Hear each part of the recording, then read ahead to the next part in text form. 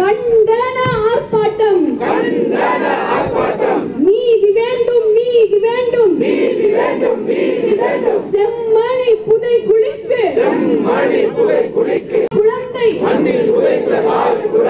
கட்டி அணைத்து இறந்த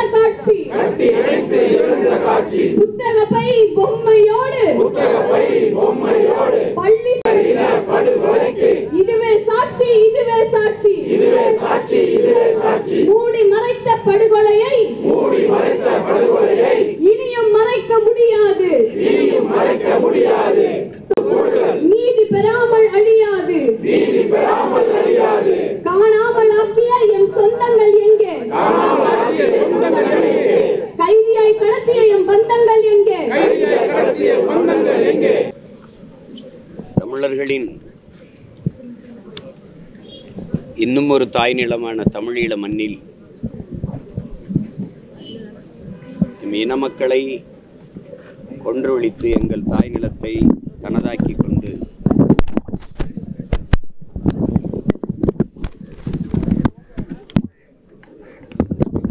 அதிகார ஆதிக்கத்தை செலுத்துகிற சிங்கள அரசு அங்கே நடந்தது இனப்படுகொலை என்பது தமிழ் பெருங்குடி மக்களிடையே வலிதோய்ந்த கருத்து. ஆனால் இலங்கை அரசு, குறிப்பாக இந்திய பெருநாடு, உலக நாடுகள் எல்லாம் அதை போர்க்குற்ற அளவிலேயே நிறுத்துகிறார்கள். நாங்கள் அந்த போரே குற்றம் என்பது நாங்கள் எடுத்து வைக்கிற கருத்தும் நிலைப்பாடும். இன்னைக்கு எங்கள் நிலமெங்கும் தோண்ட தோண்ட புதைகுழிகளாக வந்து கொண்டிருப்பதை மானுடம் பேசுகிற மக்கள் நிறைந்து வாழ்கிற இந்த உலகம் பார்த்து கொண்டிருக்கிறது. குறிப்பாக இப்போ செம்மணி படுகொலையை பற்றி பேச வேண்டிய தேவை ஏன் வருகிறது என்றால், அங்கே தங்கை கிருசாந்தி அவர்கள், அவருடைய குடும்பத்தினர், அவர்கள் காணாமாக்கப்பட்டு அதை தேடி போகும்போது அவர்கள் கொன்று புதைக்கப்பட்டது தெரிந்து அந்த இடத்தை தோண்டும் போது பல எலும்புக்கூடுகள் கிடைக்கிறது. இங்கே தமிழகத்தில் தோண்டினால் எங்களுடைய தொன்ம அடையாளங்கள், எங்களுடைய பண்பாடு தெரிய வருகிறது. குறிப்பாக கீழடியிலே ஆதிச்சநல்லூரிலேயும் தோன்றினால் எங்களுடைய பண்பாடு தெரிய வருகிறது. அங்கே தோன்றினால் ஈழத்தாயகத்தில் எங்களுடைய படுகொலை தெரிய வருகிறது. சாட்சி எங்கே என்று கேட்கிற சர்வதேச சமூகத்திற்கு எம் இன சொந்தங்களின் எலும்பு கூடுகள் சாட்சியாக நின்றுகின்றன, சாட்சி அளித்து கொண்டிருக்கிறது. 16 இடங்களுக்கு மேலே இந்த புதகுழி. உங்களுக்கே தெரியும், இறுதி போர் சூழலில் விடுதலை புலிகளின் கட்டுப்பாட்டிலிருந்து எல்லோரும் வெளியே வந்து சரணடைங்கள் என்று சொன்னது இலங்கை அரசும், நீங்கள் அங்கே போங்க என்று சொன்னதும் இந்திய அரசும் தான். குறிப்பாக எங்கள் அண்ணன் நடேசன், பூலித்தேவன் இவர்களெல்லாம் வெள்ளை கொடி ஏந்தி போய் சரணடைங்கள் சொன்னதெல்லாம் இவர்கள்தான். தங்களுடைய பாதுகாப்பில் மக்கள் இருந்தால் இறுதி போர் சூழலில் சர்வதேச சமூகம் தலையிட்டு ஒரு தீர்வுக்கு வரும் என்பதுதான் அங்கே மக்கள் இராணுவமான விடுதலை புலிகளின் எதிர்பார்ப்பாக இருந்தது. கடைசி வரை பன்னாட்டு சமூகம் தலையிடாதாலே சரி, மக்களை பாதுகாக்க வழி இல்லாது அரசின் அழைப்பை ஏற்று போங்கள், இராணுவ அழைப்பை ஏற்று போங்கள் என்று அனுப்பி வைக்கும்போது 10,000த்திற்கும் மேற்பட்ட மக்கள், 10,000 மக்கள், குறைப்பாக 59க்கும் மேற்பட்ட குழந்தைகள், அவர்களெல்லாம் சரணடைந்தார்கள். ஒருத்தர் கூட கேட்கல இன்னைக்கு அந்த 10,000 பேர் எங்கே, அந்த குழந்தைகள்லாம் எங்கே என்று. ராஜபக்சே பதவியாளர் முடிஞ்சு சிறிசேனா அவர்கள் வரும்போது இந்த கேள்வியை எழுப்பியதற்கு எல்லோரும் இறந்து விட்டார்கள் என்று ஒரே வார்த்தையில் பதிலை சொல்லி முடித்து விட்டார். இறந்து விட்டார்கள்னா எப்படி? பசி பட்டினி இல்லையா, இல்லை நோய்வாய்ப்பட்டா, இல்லை கொன்று புதைச்சிட்டீங்களா? ஒருத்தர் கூட மானுடம் பேசுகிறவர்கள் ஜனநாயகம் இதெல்லாம் சொல்கிறவங்களே ஒருத்தர் கூட பேசலை. தமிழ்நாட்டை ஆண்டு கொண்டிருந்த ஆட்சியாளர்களும் கேள்வி எழுப்பலை, இந்திய பெருநாட்டின் அதிபர்களும் தலைவர்களும் ஒருத்தர் கூட பேசலை. எங்கடா 10,000 பேர் எங்கடா காணாமங்கிற பச்சிலம் குழந்தைகளோடு வந்து சரணடைஞ்சாங்களே, அவங்களாம் எங்கன்னு கேட்குது. இதுக்கு முன்னாடி ஒரு தடவை தோண்டும் போது இதே மாதிரி நூற்றுக்கணக்கான எலும்புக்கூடுகள் வந்தது. அப்போ இலங்கை அரசு என்ன சொல்லிச்சுன்னா அது 600 ஆண்டுகளுக்கு முந்தையதுன்னு. ஆனால் ஒரு குழந்தை சாப்பிட்ட பிஸ்கட் பாக்கெட்டு கவர் அங்கே கிடந்துச்சு. இது 600 ஆண்டுக்கு முன்னாடி இந்த மில்க் பிக்கிஸு இதெல்லாம் இந்த கவர்லாம் இருக்குதான்னா பதில் இல்லை. இப்போவுமே இந்த செம்மணியில் நம்ம தோண்டும் போது 90க்கும் மேற்பட்ட எலும்புக்கூடுகள் கிடைக்க வரும்போது அவங்க என்ன சொல்கிறாங்கன்னா, ஏன் அது இராணுவ வீரர்களின் எலும்பு கூட இருக்கக்கூடாதுன்னு அந்த சிங்கள தலைவர்கள் சொல்லி அதை திசை திருப்புறாங்க. பன்னாட்டு சமூகத்தின் பார்வைப்படக்கூடாது, சர்வதேச நீதி விசாரணைக்கு வந்துடக்கூடாது, அதனால் அது இராணுவ வீரர்களாக இருக்கக்கூடாது, அவர்கள் உடலாக இருக்கக்கூடாது, அவர்களுடைய எலும்பு கூட இருக்கக்கூடாதுன்னு பேசுகிறாங்க. எந்த இராணுவ வீரன் பைக்கூடோடு போய் படுக்கிறான்? எந்த இராணுவ வீரன் பொம்மை தண்ணி பொத்தலை வச்சுட்டு புதைக்கிறான்? எந்த இராணுவ வீரனை புதைக்கிறாங்க? நீங்களே பார்க்குறீங்க, பைக்கூடோடு நிற்கிற தம்பி அப்படியே எலும்பு கூடோன்னு அதே பைக்கூட இருக்குது பாருங்கள். இதெல்லாம் எப்படி வந்தது? இதையெல்லாம் இராணுவம் சொல்லுது, அந்த நாட்டு தலைவர்கள் சொல்கிறாங்க. ஆனால் ஒரு பன்னாட்டு சமூகம், இவ்வளவு பெரிய நாடு, இவ்வளவு மானுடம் பேசுகிற இவ்வளவு தலைவர்கள் இருக்கிறாங்க, ஒருத்தர் கூட இந்த கேள்வி எழுப்பணும்னு தோணலையா? எந்த இராணுவ வீரன் தாயின் கையில் இருக்கும்போது அப்படி செத்து போகிறான்? அந்த பள்ளிக்கூடத்துக்கு போகிற பையன் எந்த இராணுவத்தில் பணியாற்றின்னு உயிரோடவே இந்த மக்களை புதைச்சிரு கொடுமையை பாருங்கள் எப்படி நடந்திருக்குன்னு. இது ஒரு கொடும் செயலை இந்த நூற்றாண்டில் எங்கேயுமே எந்த இனத்திற்கும் நடந்துராத ஒரு கொடும் படுகொலையை இலங்கை அரசு செஞ்சிடுச்சு, சிங்கள அரசு செஞ்சிடுச்சு. எங்களுக்குன்னு கேட்க நாதி இல்லை, எங்களுக்குன்னு அரசியல் அதிகாரம் இருக்கிற ஒரே நிலம் தமிழ்நாடு தான். இந்த ஆட்சி அதிகாரம் எங்களுக்கானது அல்ல, எங்களுக்கு எதிராக எங்களுக்கு துரோகமாக சிந்திக்கக்கூடிய செயல்படக்கூடிய அரசுகளாக இருக்குது. ஒரு வார்த்தை இதை பற்றி பேசுறதில்லை, ஒரு அறிக்கை இல்லை, ஒன்றும் இல்லை. இந்த அனுரா வந்துட்டா பெரிய தீர்வு வந்துருச்சுன்னா, எல்லா புரட்சி வந்துருச்சுன்னா, ஜனதாவிக்தி புறமுனாவால் தான் அந்த மண்ணில் கலவரமே வந்துச்சு. இப்போ ஒரு அதிபரான பிறகு 74 இடத்துல துப்பாக்கி சூடு, 40க்கும் மேற்பட்ட படுகொலைகள் வந்த நாளில் இந்த ஓராண்டுக்குள்ளே. இதை யார் போய் கேட்குறது? யார் கேட்குறது? சரி, நாங்கள் விடுங்க, அந்த நாட்டு மக்கள் விடுங்க, எங்கள் இன மக்கள், எங்கள் சொந்தங்கள் அந்த நாட்டு மக்கள். இந்த நாட்டு மீனவனை சிறைபிடிக்கிறதுக்கோ இல்லை இந்த நாட்டு மீனவனை சுட்டுக்கொள்றதுக்கோ இங்கே என்ன கேள்வி இருக்குது? என்ன நீதி இருக்குது? என்ன நியாயம் இருக்குது? யாரை கேட்டுறா படகை பறித்து ஏலம் விடுறான்னு கேட்குறதுக்கு ஒரு துப்பு இல்லை. அவனுக்கு போர்க்கப்பல் பரிசு, இராணுவ பயிற்சி பரிசு, கடன் வட்டிலா கடன் கொடுக்குறது, அவனுக்கு வர்த்தக ஒப்பந்தம், தொழில் ஒப்பந்தம். ஒரு சர்வதேச நாடு இலங்கைக்கு ஒரு அழுத்தம் கொடுக்க, ஒரு மனிதாபிமான, அது ஒரு இனப்படுகொலை செய்த நாடு, பல லட்சக்கணக்கான மக்களை கொண்டு புதைச்ச நாடு, தமிழ் மக்களின் ரத்தம் தோய்ந்த பூமி, துடிக்க துடிக்க பச்சிளம் குழந்தைகளை, கர்ப்பிணி பெண்களை, வயது முதிர்ந்தவர்களை கொன்று குவித்த நாடு. அந்த நாட்டுக்கு மானுடம் பேசுகிற எந்த மனிதனுடைய காலடித்தடமும் படக்கூடாது, அங்கே சுற்றுலாவுக்கு போகாதீங்கன்னு ஒரு நாடு சொல்லுமா? இந்திய நாடு சொல்லுமா? இல்லை தமிழ்நாடாவது சொல்லுமா? அப்போ இது எங்களுக்கு இன்றைக்கி எங்களுக்கு நாதி இல்லை, கேட்க யாரும் இல்லை. ஆனால் ஒரு நாள் உலகெங்கும் பரவி வாழக்கூடிய தமிழ் சமூக மக்கள் எழுந்து ஒரு குடையின் கீழே வலிமையான அரசியலாக நாங்கள் நிமிர்வோம். அன்னைக்கு இந்த சாட்சியங்களெல்லாம் அன்னைக்கு பேசாமல் என்ன பண்ணிகிட்டு இருந்தீங்கன்னு கேட்பான்ல ஒருத்தன். அன்னைக்கும் தாண்டா வீதியில் நின்று கத்தணும்டா, சான்றுகளோட கதறணும்டா, நீங்கள் எங்கடா போனீங்க கேட்காமன்னு கேட்குறதுக்கு ஒரு சான்று வேணும்ல. அதுக்கு தான் இந்த போராட்டம், அதுக்கு தான் இந்த போராட்டம். அன்னைக்கு சட்டசபையில் அம்மையார் ஜெயலலிதா அவர்கள் முதலமைச்சராக இருக்கும்போது இலங்கையில் நடந்தது இனப்படுகொலை தான், ராஜபக்சே கோத்தபாயெல்லாம் போர் குற்றவாளி, அவர்களை பன்னாட்டு நீதிமன்றத்தில் நிறுத்தி விசாரிக்க வேண்டும் என்று பதிவு செய்தது எங்களுக்கு வருங்காலத்தில் ஒரு ஆவணம். அன்னைக்கு இருந்த அரசு பாரா சட்டசபையில் தீர்மானம் போட்டிருக்கணும். அதுக்கு தான் இதெல்லாம். அன்னைக்கு என்ன பண்ணிக்கிட்டு இருந்தேன்னு எவனாவது ஒருத்தன் கேட்பான்ல, பெரிய அறிவாக இருந்த ஒருத்தன் கேட்பான். இன்னைக்கு வரைக்கும் அது ஒரு இனம் தம் முழு இராணுவ வலிமையை வைத்து ஒரு இன மக்களை அடித்து ஒழித்திருக்குது, கொன்று குவித்திருக்கிறது.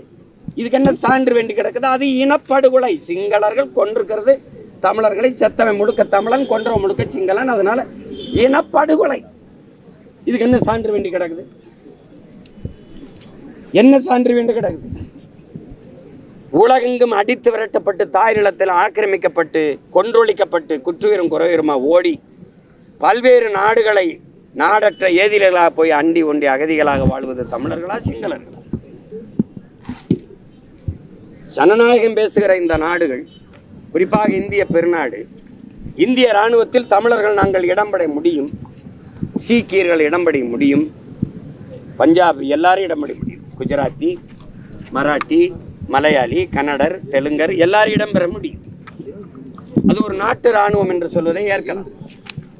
ஆனால் இலங்கையில் தமிழர்கள் அந்த நாட்டு இராணுவத்தில் நாங்கள் இடம்பெற முடியுமா? இடம் பெற்றிருக்கிறோமா? இந்த கேள்விக்கு ஆற்ற பதில் இருக்கு. ஒரு நாட்டு இராணுவத்தில் ஒரு இன மக்கள் இடமே பெற முடியாது என்ற நிலை இருக்குமானால் அந்த நாட்டு இராணுவம் இந்த இன மக்களை எப்படி பாதுகாக்கும்? அதே இராணுவ வலிமை ஆயுத பலத்தை கொண்டுதான் என் அக்கா தங்கைகளை ஆயுதத்தை காட்டி உயிரை காட்டி அச்சுறுத்தி வன்முறை செய்து கொண்டு குவித்தது. தொண்டை குழிக்குள் கொண்டு துப்பாக்கி செலுத்திட்டு உனக்கு உயிர் வேணுமா உரிமை வேணுமானா எவன் உரிமை வேணும்னு சொல்லுவான்? இது எந்த மாதிரி அணுகுமுறை? விழுக்காட்டு அடிப்படையில் 60 விழுக்காடு சிங்களர்கள், 40 விழுக்காடு அந்த இராணுவத்தில் தமிழர்கள் இடம்பெற முடியும் என்கிற நிலை இருந்தால் விடுதலை புலிகள் என்கிற ஒரு இராணுவ கட்டமைப்பு உருவாகி இருக்க வேண்டிய அவசியம் ஏன் வருது? இப்ப எந்த இராணுவத்தை வைத்து அழித்து ஒழிக்கிறான என் இன மக்களை, அதே ஆயுதத்தை எடுத்து என் இன மக்களை பாதுகாப்பதை தவிர வழி இல்லை என்ற நிலைக்கு தள்ளப்பட்ட பிறகுதான் எங்கள் தலைவன் ஆயுதம் எடுத்தான்.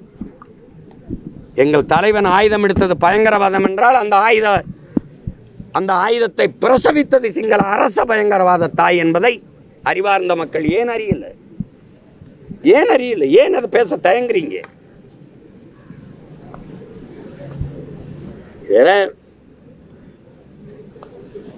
இதை பன்னாட்டு சமூகம் கவனத்தில் எடுக்கணும். தலையிடற்ற ஒரு நீதி விசாரணை கொண்டு வரணும். ஆனால் நீங்கள் என்ன சொல்கிறீங்க? அங்கே நடந்தது இனப்படுகொலை தான், அதுக்கு அந்த நாட்டு அரசே ஒரு நீதி விசாரணை நடத்தி கொள்ளலாம்ங்கிறீங்க. இதை எல்லா சமூகமும் எல்லா நாடும் பார்த்து கொண்டு தான் இருக்கு. இந்த தீர்ப்பை கொலை பண்ணிட்டேன் நான், அதை நானே விசாரித்து அதுக்கான தண்டனை கொடுத்து கொள்ளலாம்ங்கிறது ஒரு தீர்ப்பு, பன்னாட்டு தீர்ப்பு. எவன் கொன்று குவிச்சானோ அது போர் குற்றம்ங்குது. போர் குற்றம், அதுக்கு விசாரணை நீயே பண்ணிக்கப்பான்னா என்ன விசாரணை நடக்கும்? என்ன விசாரணை நடக்கும்? யார் விசாரிப்பா? யார் விசாரிப்பா? இப்படியே ஓடிடுமா தமிழ்நாட்டு அதிகாரம்? ஒரு நாள் வீதியில் நின்று கத்திக்கிட்டு இருக்க பிரபாகரம் பிள்ளைகள்கிட்ட சிக்கிச்சுன்னா சிங்களம் எப்படி தப்பிச்சு போயிடுமா? பன்னாட்டு சமூகம் எனக்காக பேசாமல் போயிடுமா? இல்லை இந்திய நாடு தான் பேசாமல் போயிடுமா?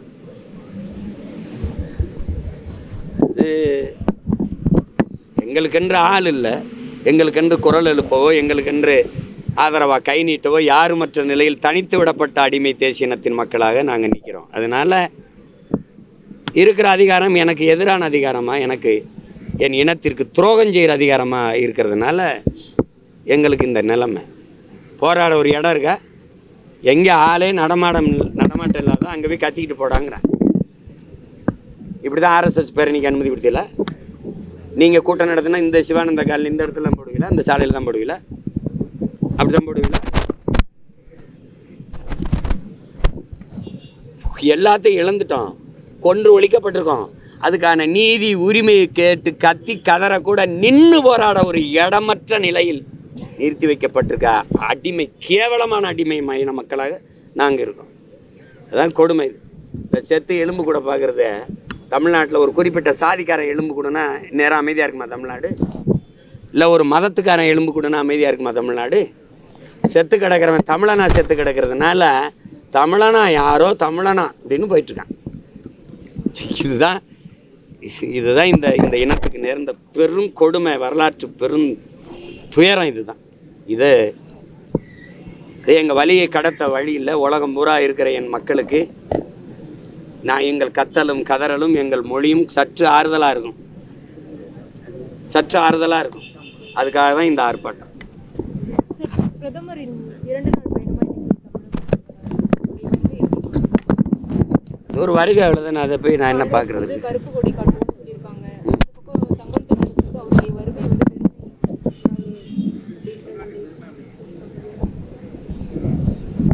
நீங்கள் தான் சொல்லணும். நீங்கள் வந்து பிஜேபி எதுக்குது திமுகன்னு சொல்லும்போதெல்லாம் நீங்கள் தான் செய்தியை கொண்டு வரீங்க. பிஜேபி வந்துடும், அதுக்கு திமுக தான் பெரிய எதிரின்ட்டு ஒருத்தர் பெருமைங்கிறாரு. காங்கிரஸ் கருப்பு கொடி காட்டுது, இன்றைக்கி இவங்க காட்டுறாங்க. எதிர்கட்சியாக இருக்கும்போது இந்த பெருமைன்னு சொல்கிற கட்சி அடிச்சுல்ல. அதிகாரத்துக்கு வந்தால் வெள்ளை கொடை காட்டும், எதிர்கட்சியாக இருந்தால் கருப்பு கொடை காட்டும்.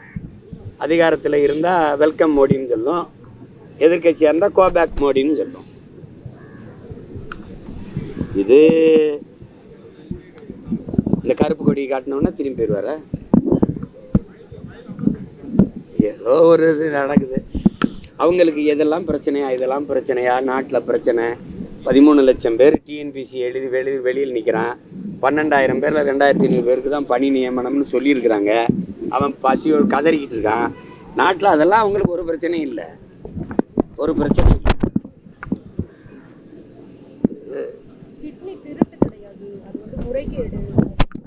இது ஒன்றும் புதுசு இல்லையே. அவர் பொய் பேசுகிறாருன்னு சொல்லாதீங்க, உண்மைக்கு புறம்பாக பேசுகிறாருன்னு சொல்லுங்கன்னு சொன்னவங்க தானே அவங்க. அவர் பேசுகிறது பொய்ன்னு எப்படி சொல்கிறீங்க? உண்மைக்கு புறம்பாக பேசுகிறாரு. அவர் அந்த பெண்ணை கற்பழிச்சிட்டார் அப்படியான்னு சொல்கிறீங்க? அவர் உடல் இச்சையை தீர்த்து கொண்டார், அப்படி தான் நீங்கள் சொல்லணும். மாண்புமிகு நிதியமைச்சர் நமக்கு என்ன சொன்னாங்க? 9,000 கோடியோட விஜய் மல்லையா ஓடி போயிட்டான், 16,000 கோடியோட நீரவ் மோடி ஓடி போயிட்டான், 6,000 கோடியோட லலித் மோடி ஓடி போயிட்டான். இப்படி பண்ணிட்டாங்களேன்னு கேட்டதுக்கு அவங்க என்ன சொன்னாங்க? அப்படிலாம் சொன்னாதீங்க, ஏமாற்றிட்டு ஓடி போய் விட்டார்கள் என்று சொல்லாதீர்கள், முதலீடு செய்து தோற்று போனார்கள் என்று சொல்லுங்கள். நான் கேட்டேன், அம்மா எனக்கு ஒரு 1000 கோடி கொடுங்கம்மா, நானும் முதலீடு செஞ்சு தோற்று போகிறேன்னு கூட சொன்னேன். அது மாதிரி இது திருட்டுன்னு எப்படி சொல்லுவீங்க? ஒரு எப்படி சொல்கிறது, முறைகேடு நீங்கள் அப்படி தான் சொல்லணும், முறைகேடு அப்படி தான் சொல்லணும். இதெல்லாம் புதுசா இந்த மாதிரி இவங்க பேசி இப்படியே மக்களை ஏமாற்றி அதை என்கிட்ட போய் கேட்குறீங்க. எதையாவது நீங்கள் தான் மக்கள்கிட்ட ஒரு விழிப்புணர்வை ஏற்படுத்தணும். இப்படி இந்த மாதிரி இருக்குடா அந்த நிலைமைன்னு. நீங்கள் அதை விட்டுருவிய. இவர் முந்துவாரி இவருக்கு 58 விழுக்காடு போடுறாங்க, இவருக்கு 78 விழுக்காடு. நீங்கள் சொல்கிறத பார்த்தா தமிழ்நாட்டில் உங்கள் கருத்து கணிப்படி 200 விழுக்காடு வாக்குப்பதிவாங்க. ஒருத்தருக்கு 70 இருக்குன்றீங்க, 50 இருக்குன்றீங்க, 60 இருக்குன்றீங்க. வேற எதாவது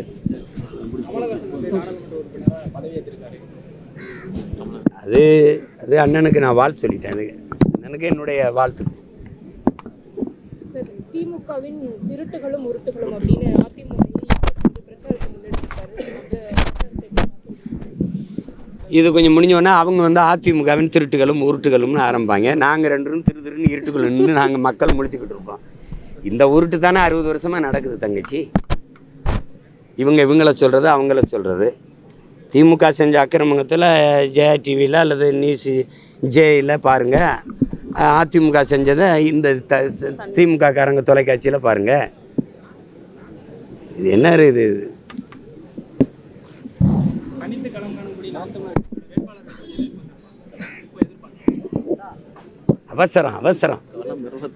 அவசரம் மாநாடு போட்டு அறிவிக்கிறேன், கொஞ்சம் காத்துருங்க. நன்றி.